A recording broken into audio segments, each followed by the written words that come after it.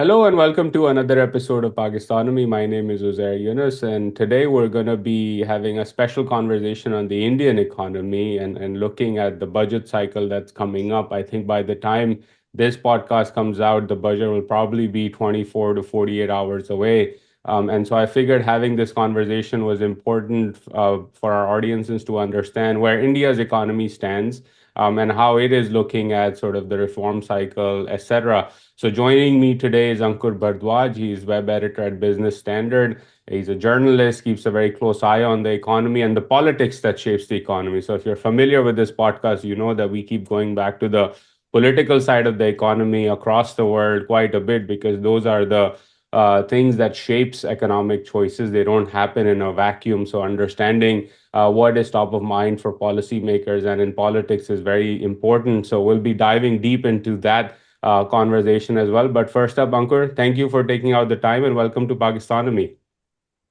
It's my pleasure, Uzair. I've been following your podcast for a long time. I keep track of whatever happens in Pakistan through your podcast and through various writings in the Pakistani papers. And I read the Business Standard quite a bit, and I know offline we almost exchange texts on a daily basis now. So I want to start with the big picture question, right? A lot of focus on the growth momentum that is being lost in India's economy since the pandemic. There was a boost after obviously the shock of the pandemic. And since then, quarter on quarter growth has been slowing down, because of which there are a lot of articles being written in your publication, in Bloomberg, Western media, Indian media, etc. But for those of us who don't follow sort of the nitty gritty of the Indian economy as much as we should, help us understand at the 30,000 foot level, like what is causing this slowdown and how concerned are people in Delhi about sort of the cyclical slowdown of the Indian economy? Well, whether it is a cyclical slowdown or not is also a question that some people do have. Others argue that the reasons could be structural. But nevertheless, let's try and understand where the Indian economy has been over the last few years.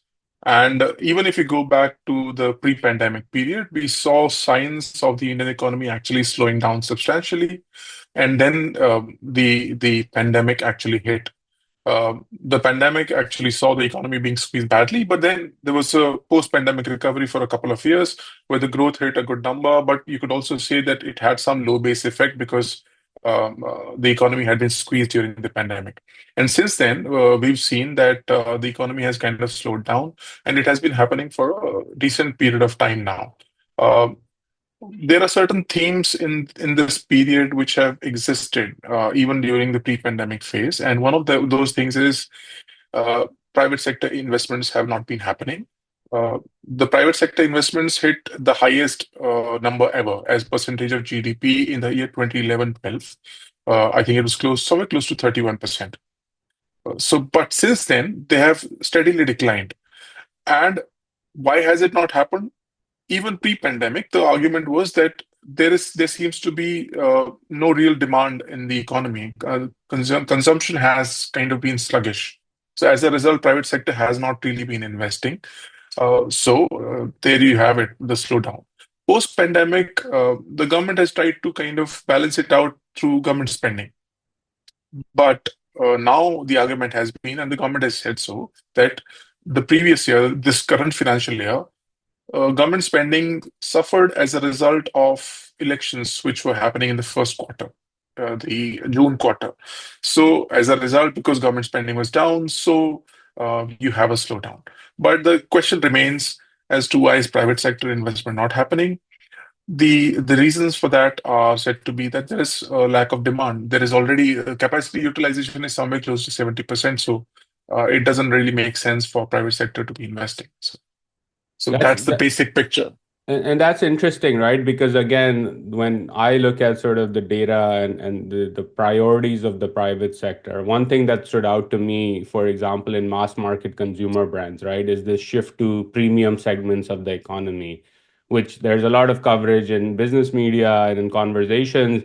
But that, to me at least, I would love your thoughts on this, is sort of a signal of the problem, right? That you are trying to grow on the top end of the spectrum of the consumer economy, because apparently it seems even from sales data that the middle class, lower middle class segment, the mass market segment demand is weak and continuing to weak. You then have the growth of retail loans at the consumer level that also some say is proof of the fact that the Indian consumer is squeezed. Therefore, they're trying to bridge the gap by borrowing more and more. Um, from your perspective, what has happened at that mass market, lower middle class level since the pandemic that demand has not recovered in the way that at least some anticipated post pandemic? So we've seen that consumer demand has not really grown. But let's go back to the economic survey that the government released after it came back to power and before presenting the budget. So there, the chief economic advisor, noted in the introduction of the economic survey that corporate profits had risen 30% between FY23 and FY24. That's a substantial increase in corporate profits. But the salary outgo didn't really grow. Which, if And I may interrupt you, is very interesting because a similar dynamic happened in Pakistan where profitability kept going through the roof in an insanely high inflation cycle, but real wage growth was negative and demand was negative as well. I think in India too, in the last quarter, wage growth actually was kind of negative. Wages have genuinely stagnated for a longer period of time, and this has been a phenomenon over the last few years, not just the last 2 years. And as a result, and at the same time, you also have the phenomenon of inflation. The RBI has kept the rate unchanged for 11 consecutive meetings, bi-monthly meetings, because inflation, it really hasn't got a handle on inflation. So, the target is 4%, but we haven't really hit 4%. We've been in the band, 2+% band that the RBI has, the Monetary Policy Committee has. So as a result, inflation has been on the higher side while wages have stagnated. Uh, and there you have it. So consumption has been weak. We've also seen this over the years, over the last few years, that even two-wheeler sales have kind of struggled. Uh, some could argue that it started happening once the ILFS crisis hit, and there was some tightening of screws on the NBFCs, and easy loans became difficult to get. But even then, car sales have struggled. The auto industry has been struggling with higher inventories in the channel, in the distribution level for a long time now, and it hasn't really helped. So what is happening is that even the auto companies have been able to sell the let's say the mid-level SUVs a little more compared to the cheap cars that they could sell earlier. So the aspirational class, which we used to move from the two-wheeler to the cheap car, hasn't really been making the move at such a fast pace as it used to in the past. So there you have it. At the lower end, like you said, at the lower end of the class, middle class, there has been a problem of demand. Some people have tried to, people have written extensively about the K-shaped recovery in the Indian economy. Some call it the K-shaped recovery. Others have also tried to kind of explain it by saying, there is an old economy and a new economy. The old economy has been struggling, while the new economy, with service sector jobs, with a lot of expansion in GCCs, global centers in India, has led to some growth in certain pockets of India as far as real estate and expensive cars and high end of the market is concerned, while the old economy has more or less struggled, and that has been the story for some time now. Again, if you are a large country like India with a billion and a half plus people, you really need the class mobility to occur, right? So if the consumer Yes. demand is signaling that mobility isn't happening, the aspirational class is not buying the two-wheeler entry segment motorcycle, and then the two-wheeler owner is not buying the aspirational four-wheeler entry car, etc. And the only way companies are making up for that fall of sales and demand is by going into the premium segment because the new economy is where the money is. But that class is only so many people in a large country like India that still needs to develop. It is a problem, and I think that we'll see in the budget cycle what comes next. Which brings me to that question, right? Of like, as far as I see it, as a from an outside in perspective, it's a very difficult job both for the policymaker and the finance ministry in Delhi, but also for the RBI in Mumbai, given that, as you said, inflation is high, so cutting rates is a problem. If you cut rates, you have the inflation problem, but also the rupee weakening problem, which is also inflationary. So that's one side of the equation.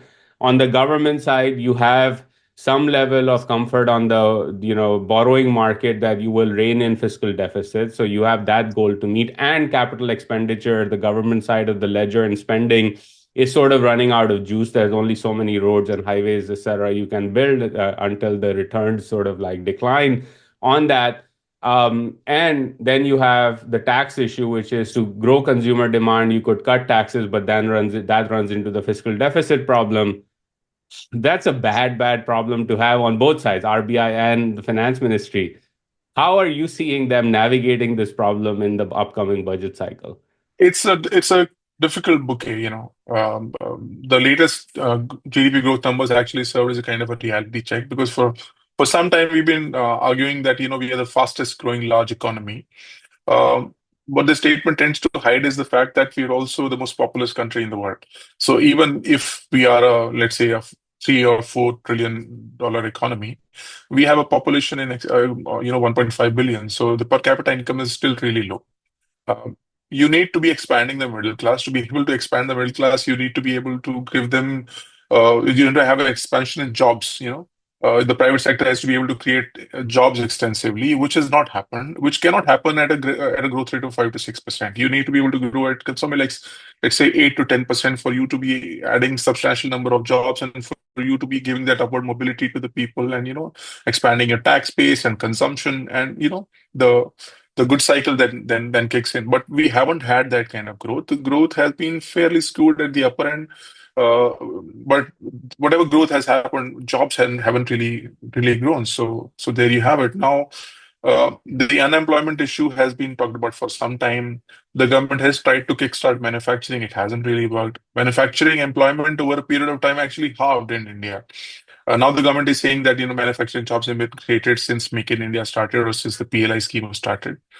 But even then, it has not really been the private investment in manufacturing hasn't really been that high. Even the economic survey notes that private sector investment growth. Yeah, No, if I may please go ahead. interrupt before people start commenting with absolute numbers of investment rupees and things like that, the measure here is as percentage of GDP. That's the one you always Yeah, should look at.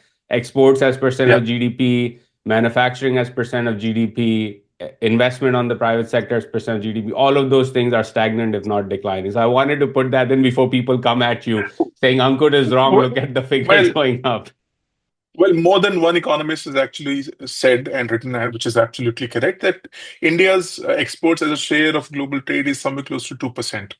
For this population, for this size of the economy, it ought to be somewhere close to 7 to 8%, right? So, but that 2% doesn't really budge. So, if that doesn't really budge, uh, the economy doesn't really move into a different direction. Services have been the star of the Indian economy as far as service exports are concerned. They have been growing substantially since liberalization has happened. But then now you come to the threats to the economy. If you're talking about all the bad news, the first bad news is that the rupee seems to be finding its real level, right? Which will create some sort of inflationary pressure on the economy, right? Uh, the second point and slightly medium-term threat for the economy is that AI threatens the Indian services story, something that the government or the CA actually notes in the economic survey as well, that India's services sector growth exports could be hit by AI in the future. So, that threat looms over the Indian economy. So it's not really a good place to be at this point in time. Yeah, and I think related to that also, right? When I look at sort of where the economy is, and as a proxy in terms of a number of whether India's economy, it's a growth story, as you said, largest, fastest growing large economy in the world, et cetera, et cetera. But one thing I always look at is like the scale of the direct benefits transfer schemes, right? Because if your argument is that India is growing and India's middle class is growing, therefore poverty is declining year on year or a long period of time, a decade, yeah, decade and a half, we should be seeing a real decrease in the direct benefits transfers, because the most marginalized are the ones that you want to bring into the middle class. And that also seems not to be happening, right? The government has continued to give more and more money on the DBT side, primarily to deal with the joblessness problem that you alluded to as well. So it's a difficult position to be in, which then gets us back to the place we started, right? Private sector investment has to occur because that's the vehicle through which jobs get created, more manufacturing, etc., happens, global trade percentages go up, etc. But we haven't seen major reforms in the Indian economy. I would argue at least since 2016, 17 in a big way. And some would dispute that even that wasn't a big way, right? So my question to you is like, are there big discussions going on what the next wave of reforms ought to be in the Indian economy to unleash private sector investment? And if so, what are the priorities here? Let's step back a little and let's see the big narratives around the economy in the last few years. Okay, so big changes that might have been afoot in the Indian economy in the last few years. So one success story has been, let's say, UPI, right? One success story has been GST, that India rolled out the GST. You could say that PLI, or a reduction in corporate taxes, right? Into 2019, the government gave decent corporate tax cuts to the corporates, hoping that they would start investing more. It didn't really happen. So now, if you were a businessman or if you were an industrialist, why would you invest in a new plant? You would only do that if you expect people to be buying more stuff, right? So UPI slash GST or anything else that might have happened in this period, does it really give a boost to the economy? I am able to pay in a very convenient way for a service or a product in the market, but that doesn't really make me buy more of it. So if I'm going to buy a samosa for 10, 15 bucks, I'm still going to eat only just one samosa, right? Because UPI is not going to make me increase my consumption here. So all the movement that has happened on the economic reform side, let's call them reforms, uh, has not really happened on the consumption side. So how will private sector invest more if it doesn't really feel that consumption is going to rise? Where is that confidence? Where is the animal spirit that economists talk about? Something has to move on the consumption side of things for the private sector to be interested in investing more. And I think that is the solution, or maybe that is the reform that we might be looking at. The big reform that is being talked about, but then that is talked about every budget, is will there be some relief as far as income tax is concerned, right? Uh, we are at a stage where income tax contributes more to the government of India's revenues than corporate tax does. Since 2019 was a year of major corporate tax cuts, right? Now, a direct tax code is being talked about. I don't know whether that will happen or not. There isn't really a very well aware conversation about what is the reform that the government is bringing, because the government also doesn't, really disclose before the budget day. But the only reform being talked about at this point in time is that the direct tax code might come, which will simplify taxation, personal income tax, etc., doing away with a lot of exemptions and stuff. Whether that will kickstart a nice consumption cycle, I don't really know.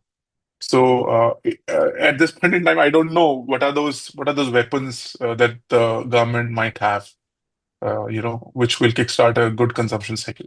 Yeah, and even on the income tax side, right? Yeah, that could kickstart some level of demand in a particular segment of the economy. Primarily, I would argue, as you framed it, right, the new economy side, because those are the formal job, sort of where the jobs form in the formal sector lie. And then you hope for a trickle down effect, right? Okay, 70% capacity utilization, income tax cut delivers a 5 percentage point boost to that. That's new jobs at the lower end of the segment. Therefore, there is more consumption. Therefore, there is more demand, and et cetera, et cetera. So it's like a trickle down effect you're hoping for, which then is challenging, to say the least, to predict how it plays out. But another part of the element, Ankur, is sort of like kickstarting export growth, right? Meaningful export growth as a percent of GDP that you can see as a shift in, because that again is a completely new part of the ecosystem, particularly with the US China competition, shifting supply chains, which is happening. And India has sort of benefited a bit from that, but there's still a long way to go there. PLI has been sort of discussed as one mechanism to do it, and sort of the way I see it, it has had some positive impacts, and but you could debate whether it's the most efficient way to do it. When I talk to people in Delhi, they say that PLI was sort of the hack to get away from the factor market reforms that are needed. And so, because those are politically problematic, therefore, PLI is a way to sort of balance the books out on the cost of doing business in India. So, it's kind of like you got to do the factor market reforms at some point. You can't keep scaling up PLI. Is there a conversation on the export promotion side from what you're picking up? And if so, what are people thinking about that? I think one positive that might come out of the rupee's depreciation is that, some of your exports might become a little more competitive. You've seen that story play out in Pakistan as well. The Pakistan rupee has depreciated, textile exports have become more competitive, and as a result, textile exports have increased, if I'm not wrong, from Pakistan. If the rupee finds a level, let's say 100 rupees to a dollar, then you might find that textile, leather, and India's toy exports might become more competitive, which might give some boost, and which might even give a boost to manufacturing at a, let's say, at the SME level or lower level. Not the really high tech stuff, but then even then, that this might be a nice boost to the export cycle, because these are not necessarily products where you're importing raw material. For example, even in high tech manufacturing, an iPhone or a Samsung high end phone, you are importing a lot of stuff from China or Taiwan, maybe, right? Or maybe chips from Korea, right? And then doing some value addition in India, and then, but it has a large import component to it. But for textiles and leather and for toys, that may really not be there. So I don't know whether the government has a plan to increase exports that ways, but the conversation in India has been about the need for maybe to reduce tariffs, because higher tariffs have made India's exports uncompetitive, which is a conversation that I heard repeatedly in Pakistani circles over the last year, where people who were talking about, these high tariffs because you do not want to spend dollars in importing stuff like zippers, are making Pakistani exports uncompetitive. Basically, you're not able to I export still get apparel. messages from people being like, "Why are cotton imports going up? This is crazy." I'm like, "It's actually good because cotton is being imported, which means your textile economy is like working in the right way, Yes. and then exporting cotton value added products out." But this is the virtual cycle. This is a common sense, higher because the economy post globalization, global economies are so integrated. The supply chains are so spread out. Higher tariffs actually end up hurting your exports at times. In India, it is happening at this point in time, probably. So maybe we will see on some movement on that. Maybe we might see India getting into more FTAs with different countries. But then there is also the Trump factor, which might play out in a different way, because tariffs are a favorite word for Donald Trump, and let's see how India responds to that. Yeah, and I think that obviously is the big sort of volatility driver across the global economy for this year is what the Trump White House and what the president himself may decide on tariff policy. So far, he's sort of moderated his view to say the least, but you can never know. It might January 24th. This is the view. By the time this podcast comes out, there might be 25% tariffs on Mexico and Canada for all we know. So let's not go into predicting what happens there. But you raised two important points, right? And I want to conclude our conversation on these ones because it comes back to the politics of the moment. You say the rupee depreciating, maybe close to 100, or finding its real value, which has been written about increasingly now that there has been a peg, so to speak, and slowly it's being allowed to find its fair market value. That creates a political problem. All the old videos about, similar to Pakistan, politicians back when they were in opposition saying a weaker rupee is a sign of a weaker economy and a sign of the government's failure, they would all come back to haunt the current, government and power. So there's a politics involved. Same with tariffs. It creates a problem on the political constituency side, especially among the rent-seeking class of the economy that benefit from these high tariff barriers and non-tariff barriers. So how do you anticipate this is still a strong government, but still has political constituents that will be sort of upset over these moves. How do you see them navigating the politics of this if they decide to go down this path? Well, this is the place where the government probably finds itself in a bit of a comfort zone at this point in time. The reason is it had a rather weak showing in the general elections last year, but it has won Haryana since then. It has won Maharashtra since then. And the only major election that it is going to face this year is going to be Bihar towards the end of the year. So because there are not really many electoral battles to be faced, the government may still not be, may not face much political pressure if the rupee depreciates. It might become a talking point on social media, but then eventually there might be benefits out of a weaker rupee because exports might become more competitive and there might be uh, more private sector investment, right?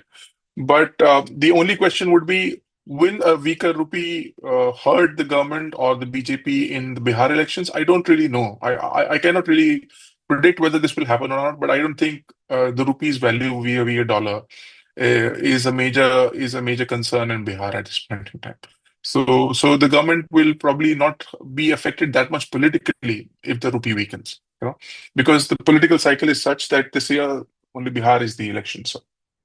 And I think I agree with you on that, right? And there's time between now and sort of the high tense points of the political cycle. So if you roll out those things now, you can reap the benefits of them into the future. I would also add from an external environment point of view that if you go down this path on both tariffs and the rupee, you have a situation where with Donald Trump, right, he cares about, for example, the price of oil at the pump, which means that if you depreciate the currency in a cycle where there is pressure on OPEC plus and there's more drilling in the United States, that reduces the price of oil, India being an oil importer, that's a benefit, right? If the price of the barrel of oil is down and you're depreciating, the inflation doesn't hurt you as much as sort of it would otherwise. Same with natural gas, etc.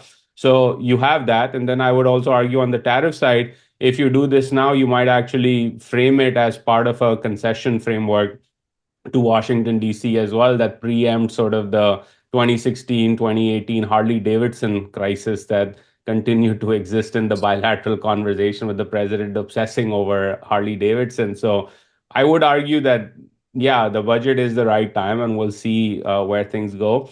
Last question to you on this, right, is when you look at 2025, the first month of the year is just over. Are there any risks that sort of you are keeping an eye out on the Indian economy side? For example, one thing that there was an article, I think you only shared it with me, was sort of the increase in dollar borrowings of corporates in India, particularly on the infra side, which creates an interesting dynamic if the rupee depreciates at a rapid pace because the sort of payouts become that much more challenging on the rupee side of the balance sheet. So that stood out to me as something to keep an eye out on, but was curious to see what else you're keeping an eye out on post budget, let's say, in for the rest of the year. I think the real big black swan as far as any major threats are concerned is only Donald Trump. You don't know whether you wake up at 6 in the morning and what is the new order that he might have passed, which might affect you in some negative way. Uh, but then oil prices will, I think, not really harden because the OPEC might be pushed to, keep it low and production might increase. India might be buying a little more American oil in the future. I think some movement may have begun on that already. But I think even on the dollar front, the RBI's efforts will probably be to manage the direction in which the rupee will go. It would rather have a managed path to a particular number, which it might have in mind, instead of any sudden movements, sharp movements over a short period of time. I think this is what is being managed at this point in time, where the rupee moves in a certain direction without any sudden movements which might affect them badly. Although that does, the rupee's movement via the dollar would affect budget calculations because uh, how much oil you're going to be spending on, those kind of calculations might affect the accounts. So that might have been one of the considerations till very recently when the government would have been preparing the budget. So, but as far as threats are concerned, well, the general slowdown is bad enough, and there is only so much welfare that you can do. You need to get into a cycle where you have genuine growth closer to the double-digit mark, hopefully, which can generate some employment. Because India now, I think, has a shrinking window as far as the demographic dividend is concerned. So that's a threat. If you're not generating good enough jobs, increasing the size of the Indian middle class. Because so far, we may have managed extreme poverty decently by, let's say, welfare or giving 800 million people food subsidies, for example. But that's not common prosperity. If the idea is common prosperity, then you need to increase the size of the middle class, which has remained stagnant or rather maybe have shrunk over the last few years. One of the FMCG guys even said middle class might be shrinking as a result of which our FMCG products are not really selling as much as they used to. So Yeah. that's a threat. No, I couldn't agree more, right? I fully endorse that perspective that yes, welfare is important. Yes, protecting people from extreme poverty and lifting them out of extreme poverty is important and has been successfully done by this government through direct benefit transfers. But you got to talk about prosperity for all in a country like India. And if that's not happening, then the economy doesn't go to that next level. That is the aspiration and ambition of many of India's millions of hundreds of millions of citizens and its policymakers across the aisle. And that is the main problem facing the policy community right now. So we'll see what comes out in the budget. But Ankur, as always, pleasure speaking with you. Thank you for your time today to help us understand what is going on in the Indian economy inside. And we'll stay in touch and have you maybe a few quarters down the road, especially if there are any big picture reforms released in the upcoming cycle. It is all mine, Uzair. Thank you for having me. Thank you.